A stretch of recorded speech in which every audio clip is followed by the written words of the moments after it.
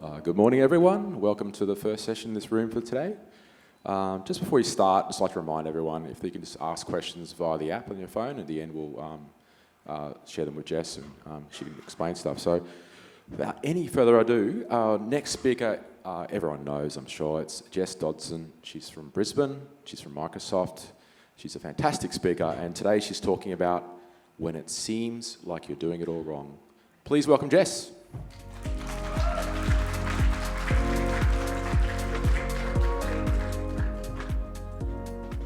Morning all. I'm just very proud that I managed to get a dad joke in the title. I was very proud when I wrote that. I'm like, that's it, I'm done for the day. So when it seems, SIEMs, I don't know, whatever you call it, when it seems like you're doing it wrong, hopefully some of you might have seen me speak before. I see a few faces that I do recognise. I've been at Microsoft now for 5 years. I actually celebrated my 5-year anniversary back on Monday, which was very nice. And in those 5 years, I have dealt with hundreds of customers, multiple different industries, hundreds, if not thousands of different environments. And I've got lots of stories, of which I'm going to share a few. And they'll be anonymised, so if you've ever been my customer, don't worry, I won't call you out. But all of the mistakes that you're going to see, I have seen in the wild. And that's the idea of this talk. So I wanted to be able to share the bad things so you know how to do the good things in the idea of paying it forward. It's the idea of this conference this year. So I want to be able to make things a little bit easier for you. Number one, so you can do it yourself and you don't need me to come in and help you. There's a lot to get through. 40 minutes is not long enough for me to cover all of the things. I usually do this kind of a thing in a day with my customers. So 40 minutes is a very compressed time frame. Not as detailed as I would like, but please do ask your questions via the app or come up to me afterwards. More than happy to have a chat. Happy to chat all things SIEM. Considering where I work, you probably know which SIEM I know the most about, so feel free to have a chat to me about that. And yes, in my talk there are memes, because it wouldn't be my talk without memes. So we're going to start right at the very beginning, when you architect and you configure your SIEM to get started, when you're building the thing, or for most people, when you're configuring the thing that someone else has built badly. So, why are you setting up a SIEM?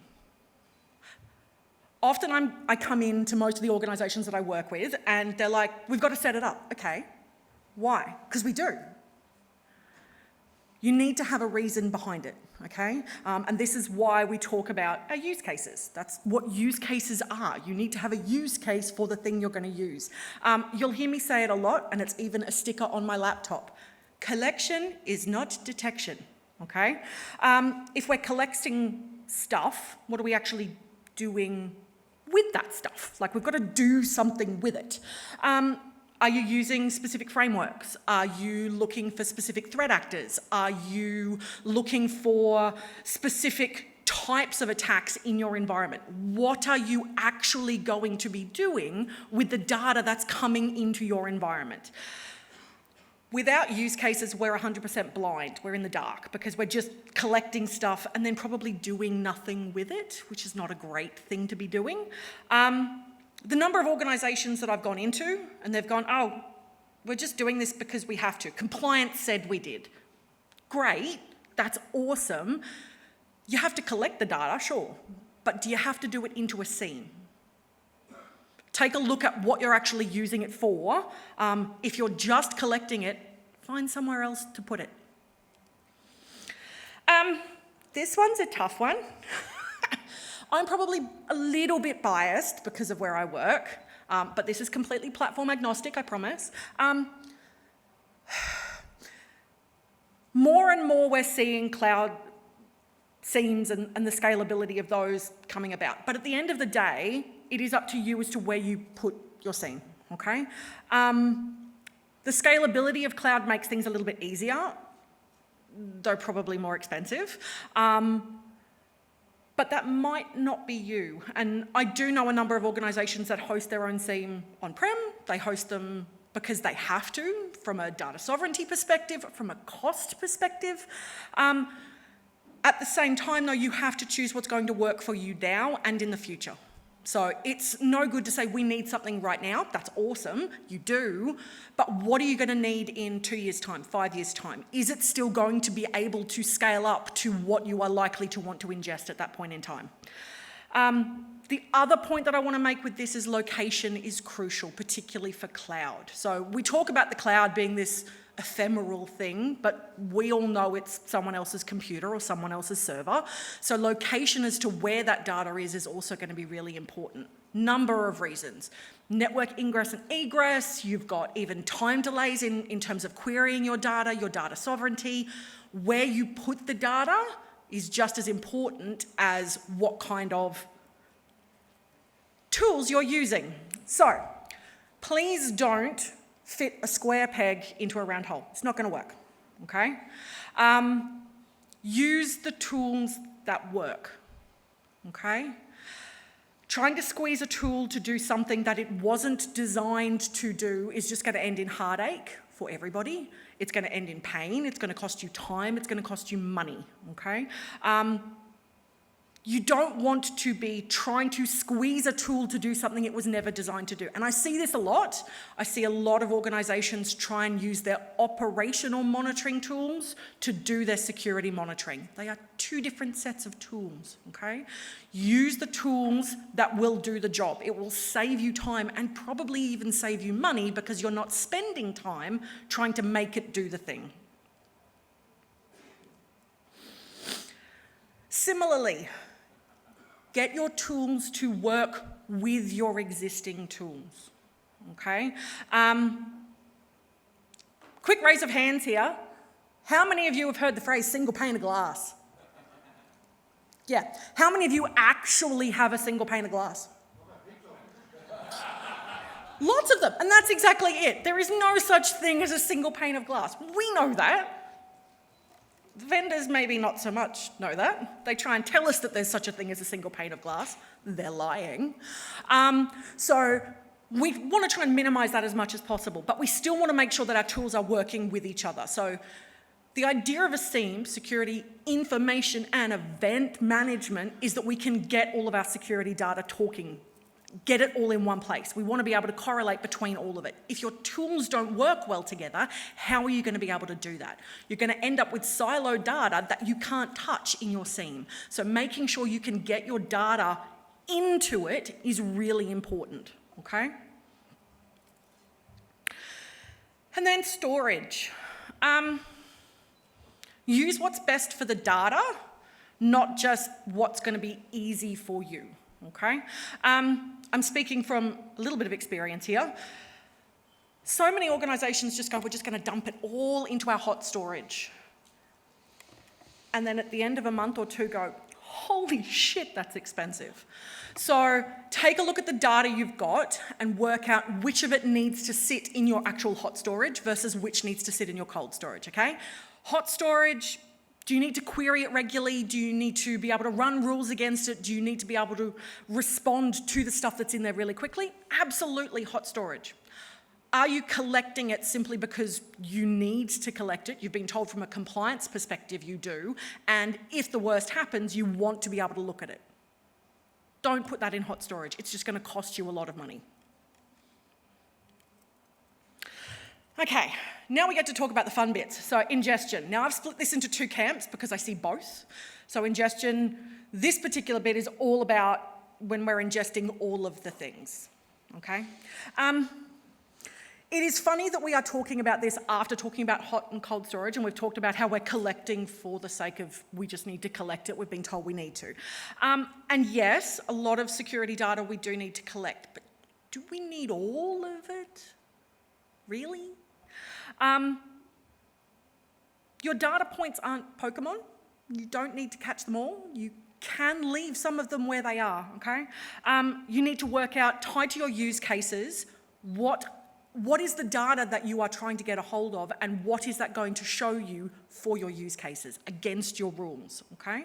A SIEM is not the place to just collect data. It's a management system, not a storage system, okay? Can't emphasize that enough. Story time.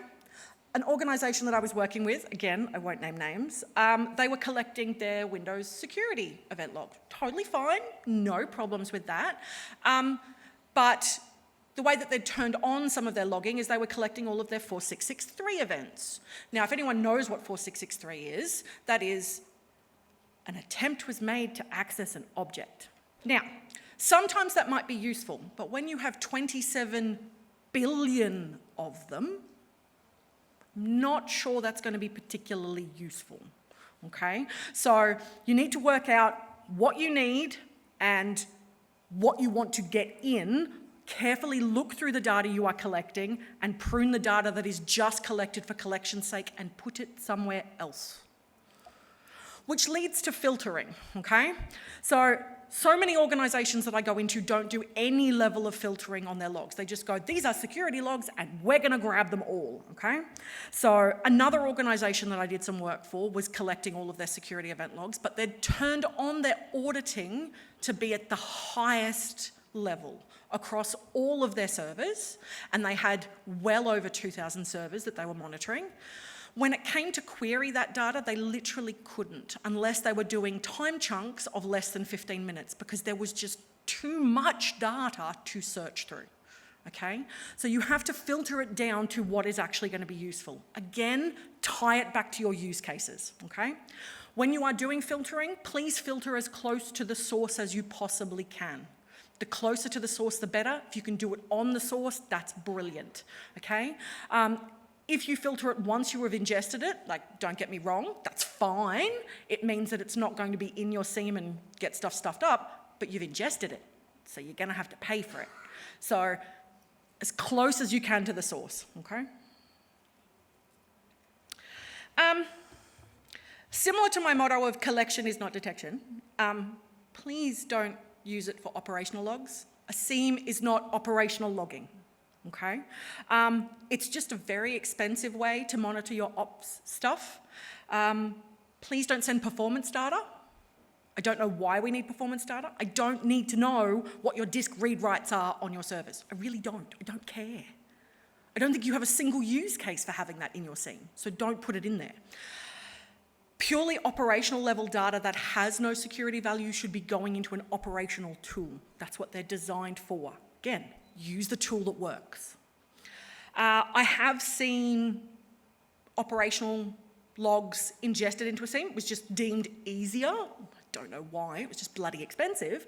And it was actually costing the organisation a significant amount of money because that data was being charged at the cost of the security data. And most of the time we know security data there is a higher charge for that when you are ingesting it into a management system. Again, it's not storage. Put it somewhere else.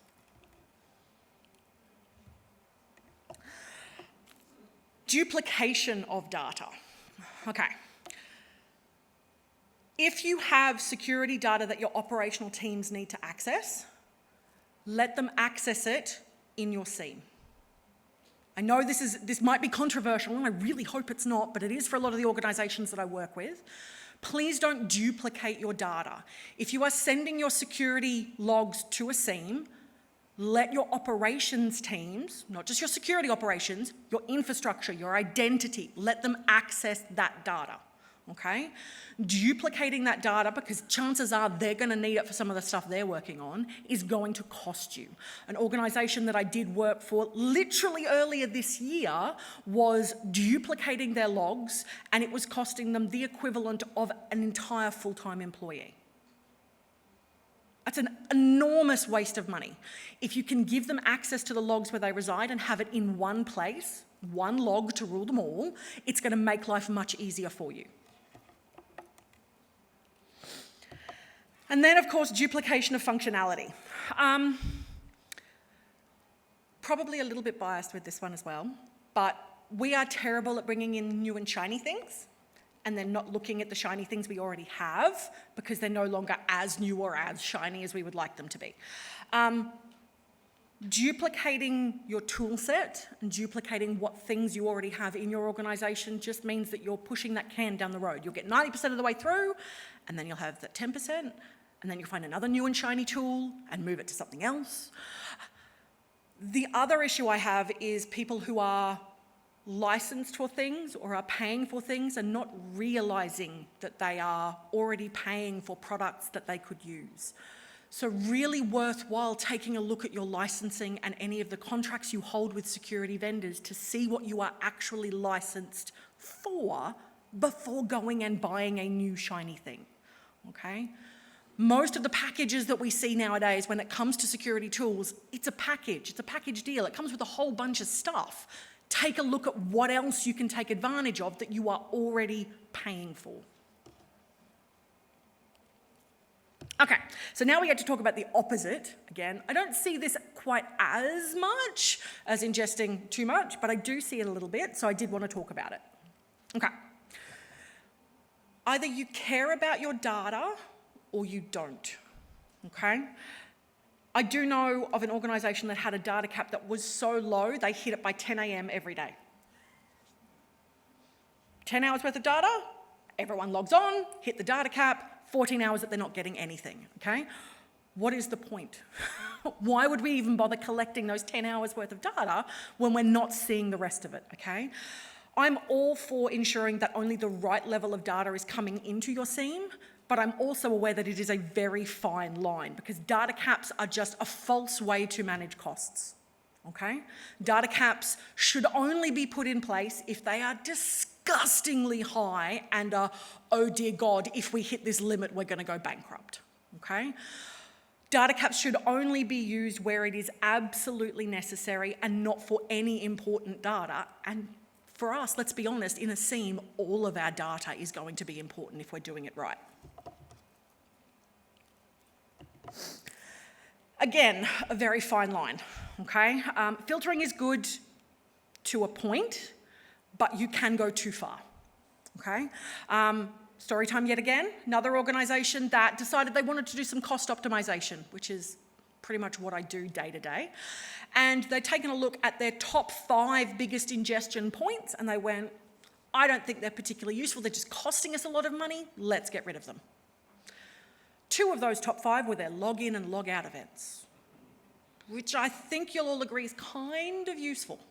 So when you are looking at doing your filtering, line it up with your use cases, line it up with your rules, make sure the data that you are pulling in is being used, and make sure the data you are filtering isn't actually being used by any of your use cases.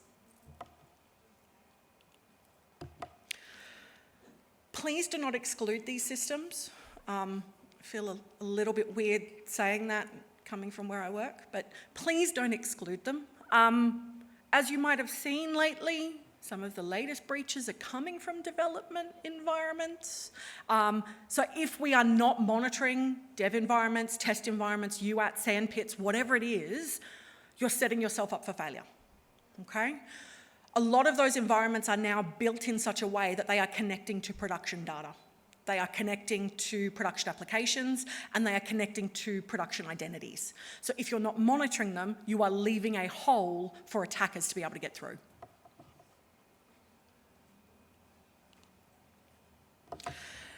And just because something is legacy doesn't mean it doesn't need to be monitored, okay?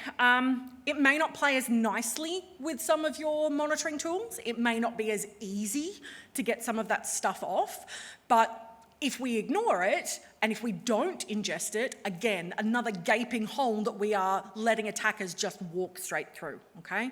I have dealt with a government organisation that didn't want to put their monitoring tool on anything below a certain operating system.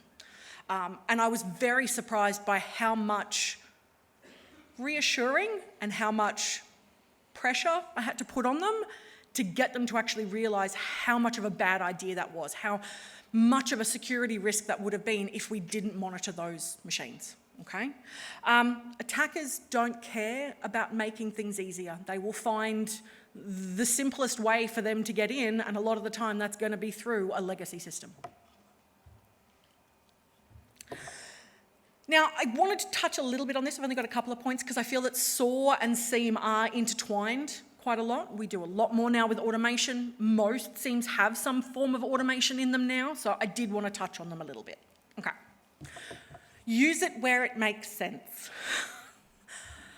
Often I come in and we want to automate all of the things. Sure, that's fine, but you've got to pick and choose where you're going to use it, okay?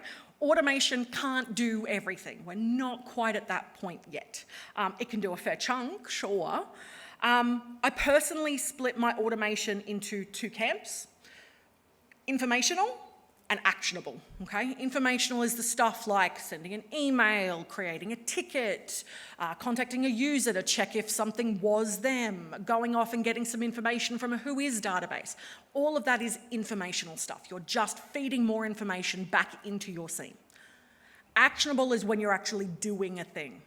Resetting a user's password, revoking a token, black holing a machine, putting in IP or URL blacklists. All of those are things that when you do it, there is an action associated with it, and it could go wrong, okay?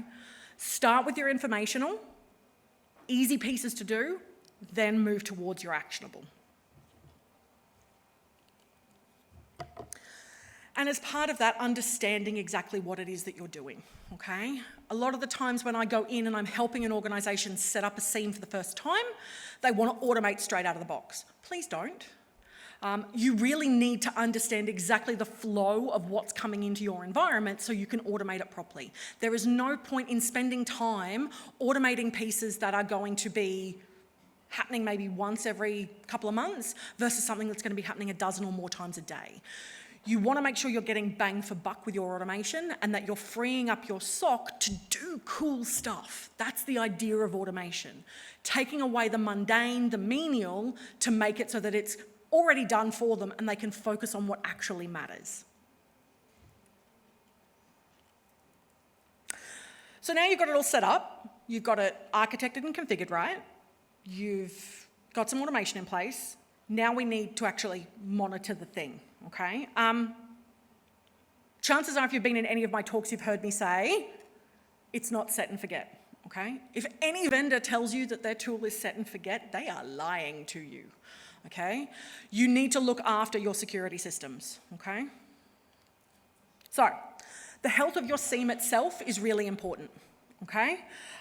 Monitoring your data ingestion to ensure that A, stuff is coming in, because if it's not, there might be something wrong, or B, not too much is coming in. Again, if there's too much coming in, it could be a problem at your source system. Applications that go rogue and do weird stuff, misconfigurations in your logging, could also be because of a breach, okay? The storage itself, monitoring where your data is going, making sure it is still optimal, monitoring your automation and any of your automation runs, monitoring your rules to make sure they're running and not failing. All of these are pieces you have to do in an ongoing way, okay? You can't just set it up and walk away. Improper use, okay? SIEMs are really good sources of information within an organisation, okay? Making sure that your SIEM is being used for the purpose it is supposed to be used for, okay? Monitoring your SIEM for the misuse of data, odd queries, anomalies in access. Insider threats are a huge thing, so we need to make sure that we are actually monitoring how our data is being used, okay? Quoting Spider-Man, with great power comes great responsibility. Anyone who has access to a SIEM has that great power and great responsibility, so they need to take it seriously and you need to monitor for those responsibilities. And finally, probably the biggest piece, this is pretty much what I spend my day job doing, is cost optimization. So yes, I may work for Microsoft, but I pretty much want to save people money. That's what I want to do. How are you doing it badly so I can help you save on cost? Keeping an eye on the cost of your system and monitoring and doing cost alerting is going to be crucial because, number one, you don't want your budget to disappear. Number two, you don't want someone to be coming down hard on you for spending your budget or spending too much of your budget on your SIEM. So making sure that you are looking at the costs and estimating where it's going to go, particularly if you're adding in new pieces, okay? No one wants to be hit with a $600,000 bill at the end of the month, and that is a real story from a real customer who ended up with a $600,000 bill because they'd forgotten to turn off a test ingestion rule. Oops. Monitor your costs. So now, very quickly, we get to the people and process. A SIEM is not a replacement for a person, even with SOAR, okay? Again, some of you have probably been in an engagement with me at some point as working at Microsoft. This is probably a phrase that I use all the time. We are all living with what's called the bums on seats problem. We do not have enough bums on seats. We do not have enough people to do the work, okay? And particularly in government and higher education, you folks are hit harder than most, okay? You need to look after the staff you've got, and you can't expect them to do more than they are already doing. They are already stretched thin, okay? We need more people. So the managers in the room, if you can, hire more staff. Your operations folks are not security operations, okay? Yes, they can help. Yes, they can give you guidance, but they can't wear all of the hats. I know, having been in that role, you can't do it all, okay? Absolutely get them involved, get their assistance, but you can't expect them to do a security operations role on top of their day job, okay? You need to have someone dedicated to being security operations. Really, no matter the size of your organisation, someone should be doing that job. If you're starting up a brand new SOC, you are in an enviable position because you get to start from scratch. Most of us are not that lucky, okay? The tech is relatively simple for a lot of us, absolutely. Most of us are somewhat neurospicy enough to be able to pick up the tech pretty simply. That being said, though, we are comfortable and familiar and adept at specific tools, okay? So trying to shoehorn in a tool that your team has no knowledge of is a really dumb idea, okay? Make sure that you are fitting your SIEM to your SOC, that the people who are in your SOC have a say in the tools that you are using. Process is another big piece around this. Make sure you're fitting it to your SOC processes as well. Your SIEM has to be able to integrate well with whatever iTool you're using, be able to integrate with whatever ticketing system you've got, be able to integrate with your incident response plans, because you have an incident response plan, right? Yeah? Everyone's got an incident response plan? Okay.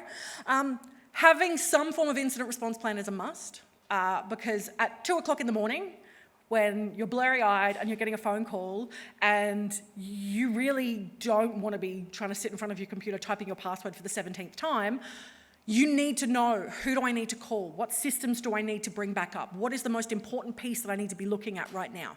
That is where your incident response plan comes in, okay? Don't leave your poor SOC folks in the dark. Build a response plan as soon as you can.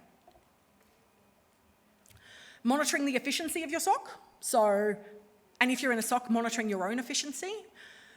Working out how quickly it's taking people to be able to see a ticket, be able to respond to a job. And this shouldn't be punitive. The idea of this is to be able to say, are we overworked? Are we seeing too much coming in? Are there things we can do to improve our existing processes or automation we can put in to make life easier for us? None of it should ever be punitive. We're not trying to attack the people doing the job.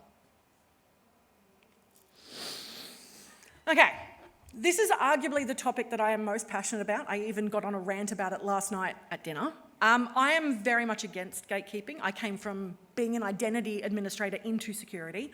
And I swear that I spend most of my time getting infrastructure, identity, security, and compliance in the room together and talking to one another. It is like being a mum with toddlers in a sandpit going, just share your toys, for the love of God, okay? Your SIEM has data that you need to protect, 100%, okay? But we have role-based access control. Let them access the data that they need. We spoke a bit about that at the beginning, okay? Your identity folks are going to find use in a whole bunch of the data you're collecting. Let them access it. Your compliance folks are likely going to need access to it, particularly if they're doing any of their own investigations. Let them access it. Your infrastructure folk are going to need some of that data, particularly if you want their assistance in helping you defend your systems, okay? Let them access it. Training your staff.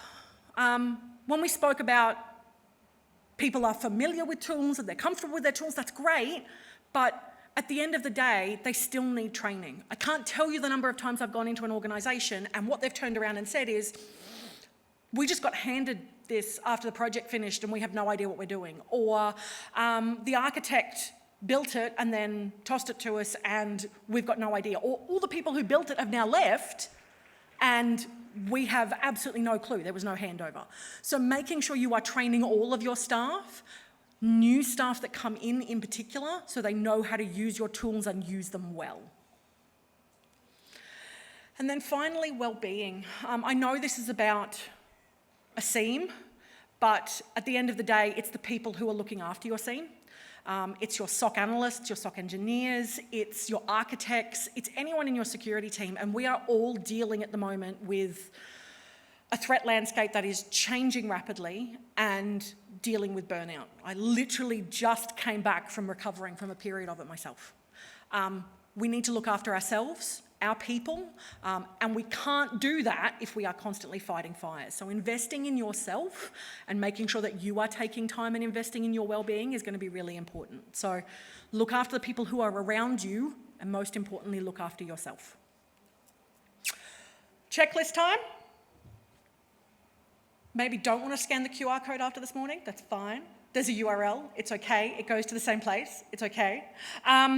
It is a very brief checklist. I am going to expand on it. I literally did it last night or the night before, so feel free to go off and grab hold of that. And then thank you very much. Wow, thanks, Jess. I mean, that talk is something I can't wait to get released so I can share it with lots of other people. It's fantastic. So many questions. It's a record number of questions. Okay. Look, I mean, Jess is a really friendly lady. You could definitely talk outside, I guess, if I don't get through some of them. One of the interesting ones, there's a lot of talk about AI in SIEM. How quickly do you think we'll see it overtake real people? I didn't mention it in my talk. I was really proud that I didn't get to say Drink. AI. Yes. I'm a bit biased because I think AI can help enhance what we've got from a people perspective. I don't think it will replace people just yet. I think we have a little bit of time because it has to learn. And it has to learn from good data. I mean, there are some data sets that are better than others. Like, I personally wouldn't train my AI on, like, Reddit. But teaching it well, I don't think we're going to see it replacing people anytime soon. I really don't. I think we're better off investing in more people than we are investing in AI tech. That's just me. I guess that sort of leads to another question. How much time should people spend maintaining their SIEM? I think it should be a minimum of a daily task. There should be someone in the team who is taking a look at their SIEM daily to go, is it doing what we expect it to be doing? Are we seeing the right data coming through? Are we seeing weird booms or busts in our data? Are we seeing rules that are failing? Are we seeing anomalies, particularly in things like our user and entity behavior analytics? Where are we seeing weird stuff happening? And I think you have to do that at a minimum of daily and have someone assigned to be doing that. And rotate it around the team as well, because you want everyone to be familiar with it. Excellent, excellent. The last question is, you sort of talked about it already, especially with that checklist you had before. Would you be able to suggest a list of the highest value logs to ingest or point to such a list? For me, any of your identity logs, but then again, I'm biased in regards to that. I also think any of your endpoint logs. So they are the front line. That's where stuff's coming into your environment. So if you can monitor what's coming in, that's going to be a great starting point to get an idea of where some of your holes might be, where you've got problems with identities, where your endpoints are having problems, so getting them in to start with, and then working on spreading it through your environment. What bits of infrastructure do you want to get? Things like firewalls, please leave them to last, because they're just huge and noisy and annoying. So maybe wait until you've got a better understanding of how to filter before grabbing hold of them. Excellent, excellent, Jess. Well, everyone, thank Jess again for a great talk. Thank you. And in a few minutes' time, there's another talk about Office 365, also Microsoft related. Lots of logs there to think about too. So it's in 10 minutes' time.